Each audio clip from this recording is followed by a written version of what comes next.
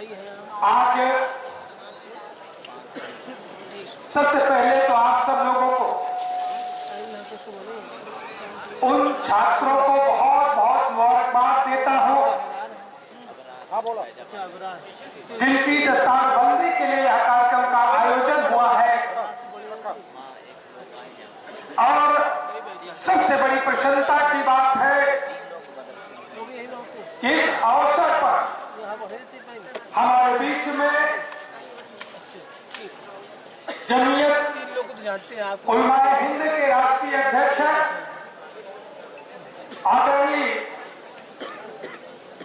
अरशद मदनी साहब जी का आगमन जनपद प्रतापगढ़ में हो चुका है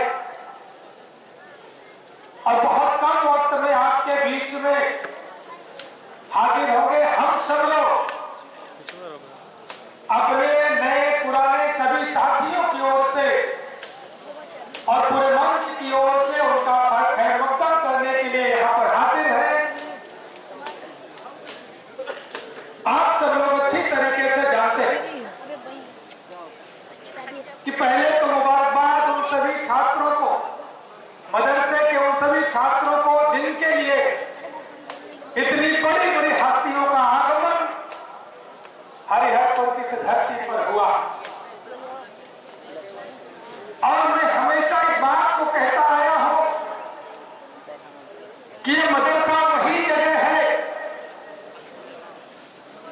जिसे मैं दुनिया की सबसे पवित्र जगह मानता हूं। बड़े मंचों से इस बात को मैंने कहा है। यहां से तालीम लेने के बाद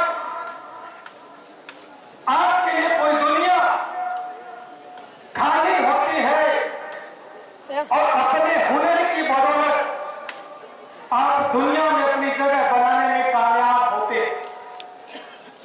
अगर ये मदरसा नहीं होता, जो शिक्षा के केंद्र है, अगर वो नहीं होते तो हमें ना तो अपने बारे में कुछ पता होता, ना दुनिया के बारे में पता होता और ईश्वर खुदा के बारे में जो हम तालीम हासिल करते हैं तभी हमें ज्ञात होता है और वह भी जानकारी हमें नहीं हो पाती। इसलिए मैं बारंबार इस बात को मैं कहता हूं, इस धरती को नमन करता हूं, वंदन करता हूं मदरसे की इस धरती को, जहां का आशीर्वाद लेने के बाद चाहे जो भी शिक्षा के केंद्र में, चाहे जिस मदरसे में लोग रह रहे हो, पढ़ रहे हो, वहां से तालीम हासिल करने का काम कर रहे हो, मदरसा ही वो जगह है जहां से तालीम लेने के बाद आप आईएएस टीचर, डॉक्टर, इंजीनियर, एक कामयाब व्यक्तित्व के रूप में पूरी दुनिया में अपनी जगह बनाने का काम करते हैं। इसलिए मेरी नजर में यह पवित्र स्थान है, इसको मैं बार बार नमन करता हूं, इस मिट्टी को अपने माथे से लगाता हूं और यही वो जगह है जहां का आशीर्वाद मिलने के बाद आज एक आर के वर्मा से हम एक डॉक्टर आर के वर्मा के रूप में जो मेरी पहचान हुई है, वह ऐसे मदरसों की वजह से हो पाई है, ऐसे विद्यालयों की वजह से हो पाई है, ऐसे शिक्षा के केंद्रों से हो पाई है। चाहे गांव के प्राथमिक विद्यालय से लेकर के विश्वविद्यालय हो, जब तक गुरुदेवों का आशीर्वाद नहीं मिलता, जब तक व्यक्ति शिक्षित नहीं होता, तब तक कामयाब नहीं हो पाता है।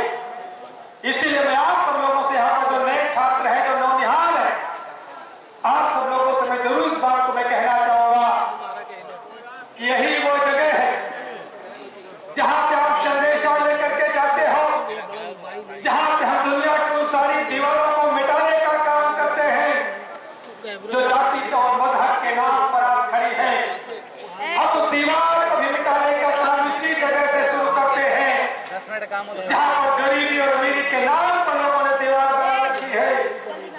इसलिए आज मुझे इस बात को कहने में कोई संकोच नहीं है कि दुनिया में हर जगह भेदभाव बंटवारा होता होगा, लेकिन यह एक ऐसी जगह है जहां पर न तो जाति के नाम पर कोई बंटवारा होता है, न क्षेत्र के नाम पर कोई बंटवारा होता है, न मजहब के नाम पर कोई बंटवारा होता यहाँ पर केवल तालीम देने का काम होता है, और ऐसी तालीम देने का काम होता है जो व्यक्ति कामयाब होकर के कुछ दुनिया में अपना परचम लहराने का काम करता है। इसलिए सम्मानित साथियों, आप सब लोगों को ऐसे अवसर पर बहुत बहुत बधाई देते हुए मैं बहुत कम शब्दों में अपनी बात पूर्ण करके विश्राम दूंगा। आप लोगों के बीच में जनपद प्रतापगढ़ की धरती पर मेरा भी जन्म हुआ, और प्रतापगढ़ की धरती पर हमने भी जुर्म और जास्ती को देखा है। और एक जो राजनीतिक यात्रा मैंने शुरू करी थी, मेरा भी जन्म, मैं नौनिहालों का जन्म बताना चाहूंगा, एक बहुत छोटे से गरीब परिवार में हुआ। मेरे पिताजी प्राथमिक विद्यालय के अध्यापक के किसान के रूप में अपनी जीविका चलाने का काम करते थे। लेकिन अगर आज इस विश्वनाथगंज विधानसभा से दो बार आप सब लोगों ने अपना आशीर्वाद देकर के मुझे निर्वाचित करके उत्तर प्रदेश की विधानसभा में भेजने का काम अगर किया है, तो केवल और केवल मेरी तालीम की वजह से किया है। मेरे पास और कोई दूसरी ताकत नहीं थी, ना मेरे पास कोई मैन पावर थी, ना मेरे पास कोई मनी पावर थी।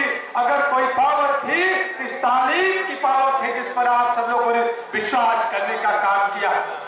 इसलिए मैं आप सब लोगों से मैं कहना चाहता हूं, जनपद प्रतापगढ़ के उस दर्द को हम सब लोगों ने जाना है, समझा है, और आज भी मेरा यह संकल्प है कि प्रतापगढ़ की जुर्म जास्ती के खिलाफ, अन्याय अत्याचार के खिलाफ हमने जो संकल्प लिया है, इसको हम पूरा करने का काम करेंगे। जहां भी आपके साथ अन्याय होगा, आपकी जो सरकार है, चाहे उत्तर प्रदेश की सरकार हो, चाहे केंद्र की सरकार हो, भेदभाव की पराकाष्ठा को कायम करने का काम किया है। जाति के नाम पर नफरत पैदा करने का काम भारतीय जनता पार्टी की सरकार में हो रहा है। मजहब के नाम पर नफरत पैदा करने का काम भारतीय जनता पार्टी की सरकार में हो रहा है। इस बात को मुझे कहने में कोई संकोच नहीं है, लेकिन हम सब लोग भारत के संविधान को मानने वाले लोग हैं। हम सब लोग भारत के संविधान को मानने वाले लोग हैं। हम किसी से डरने वाले लोग नहीं हैं। इस बात में यकीन करते हैं कि संविधान का राज चलेगा, किसी की मनमानी नहीं चलेगी। आज उत्तर प्रदेश में जब से आप लोगों ने 2017 से भारतीय जनता पार्टी की सरकार आई है, आप लोगों ने भी महसूस किया होगा, बड़े पैमाने पर ऐसी घटनाएं हुई हैं। किसी के ऊपर एक भी मुकदमा नहीं था, लेकिन उनके घरों पर बुलडोजर चलाने का काम भारतीय जनता पार्टी की सरकार में हुआ है। और इसी उत्तर प्रदेश की धरती पर आप पूरा से लेकर के पश्चिम तक देख लो, दक्षिण से लेकर के उत्तर तक देख लो, बड़े पैमाने पर गुंडे, अपराधी, माफिया है, जिनके ऊपर एक दर्जन, दो दर्जन नहीं, सैकड़ों मुकदमे दर्ज है, लेकिन सरकार उनको छेड़ने का काम नहीं करती है, उनको अपरोक्ष रूप से संरक्षण देने का काम करती है। और ऐसे लोगों की हत्याएं भी यहाँ पर हुई है। आप सब लोग गवाह है, जो कोर्ट के निर्देश पर पुलिस के अभिरक्षा में रहे हैं और दिल्ली की लोकसभा के सदस्य रहे हैं, संसद सदस्य के रूप में रहते हुए जिन्होंने अपनी जिम्मेदारियों का निर्वाह करने का काम किया था, ऐसे व्यक्तित्व की भी हत्या पुलिस अभिरक्षा में करने का पाप इस भारतीय जनता पार्टी की सरकार में हुआ है। इसलिए मैं आप सब लोगों से मैं कहना चाहता हूं, यह संघर्ष का वक्त हो सकता है। हमारे देश के लोगों ने बहुत अन्याय अत्याचार को सहा है।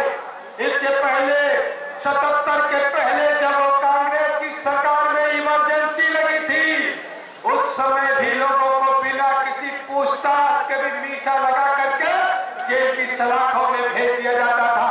आज उससे भी बड़ी इमरजेंसी है, आज उससे भी बड़ी इमरजेंसी है। आज स्वतंत्रता की अभिव्यक्ति पर ताला लगाने का काम किया जा रहा। अगर कोई विरोधी पार्टी का विधायक हो, सांसद हो, नेता हो या सामाजिक कार्यकर्ता हो, सरकार के खिलाफ अगर बोलता है, सरकार की कुनीतियों का पर्दाफाश करने का काम करता है, सरकार के संरक्षण में पड़ रहे भ्रष्टाचार को उजागर करने का अगर काम करता है, तो उसके ऊपर फर्जी मुकदमा लगा करके उसको डराने का काम ये भारतीय जनता पार्टी की सरकार में हो रहा है। इसलिए मैं आप सब लोगों से कहना चाहता हूं,